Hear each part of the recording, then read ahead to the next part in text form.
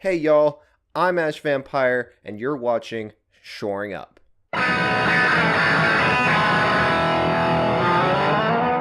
Today, we're going to be shoring up on the first show that I watched when I was out in the middle of the ocean in a steel tube under the water.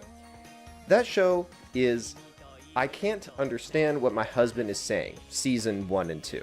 The first thing that I immediately noticed about I Can't Understand What My Husband Is Saying is how insanely cute and immediately captivating that the art is. Which it kind of needed to be because with the show's incredibly short runtime of about 2.5-3 minutes per episode, it had to have something that would immediately go and capture you, the audience, and make you want to keep watching.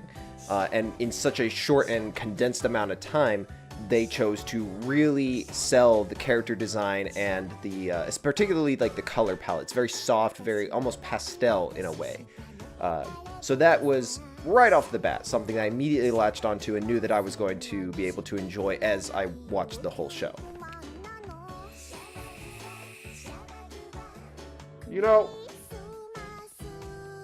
You know, the show really does have like an incredibly academic understanding of that short runtime that I was talking about earlier. Because with it having so little time to sort of engender any sort of reaction out of the audience with all the jokes that it's going to have to do, it takes an interesting approach to the principal joke of the husband and the wife kind of they don't necessarily fight, but the show's title is I Can't Understand What My Husband Is Saying, and so the whole idea of the principal joke being that they are somewhat exacerbated by each other on almost constant basis, and they're trying to like learn each other's quirks and the little things. That being the principal joke, the show kind of understands that because it has such a short runtime that even though that's going to be a repetitive joke over and over and over again, that it's not going to get old. And I think that's like an incredible choice on the part of the director and the entire creative team involved with this, that they understand they can get away with having a more repetitive joke simply because the episodes are so short. I mean, for crying out loud, you can watch both season 1 and 2 in like 2 hours. Like, you literally can't get bored of it no matter how constant it is.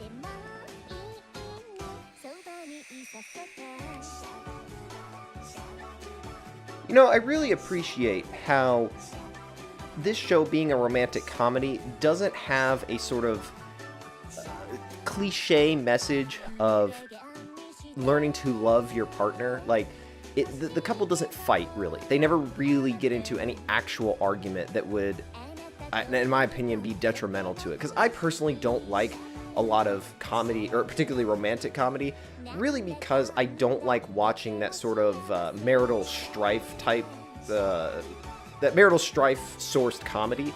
So the idea of them taking this show and making it really about how the husband and wife really do get along and they really do care about each other, and that they learn how to sort of fill each other's shortcomings is just really refreshing. And I think that if you're someone like me who doesn't watch a lot of romantic comedy because you're tired of that almost consistent trope of the couple not understanding each other and fighting over because of that, you would really like this just because they don't take that angle. And going off of that same point about how the couple actually cares and loves each other, the show is actually remarkably mature, I think, in choosing to go in that direction. Like I said, they really do care about each other, and they recognize that their relationship is able to succeed because they fill in where each other are weaker. And for the show to sort of take that approach is a remarkably mature take on like the actual meaning of a relationship. And I really appreciate that as someone who's starting to get a little bit older and recognizing that that is probably like one of the key ways in which you are able to maintain a relationship with somebody. I really appreciate that lens of looking at a relationship, even if it is in a comedy setting. And you know, more to the point, I guess, well, really my last point, is that I can understand how someone might not enjoy this show as much because of some of the side characters. particularly the husband's younger brother. I can understand why that might be annoying, especially because a lot of the side characters aren't nearly as well developed. I mean, how could they? The show is literally not long enough. It's barely long enough for you to get a real accurate sense of the husband and wife.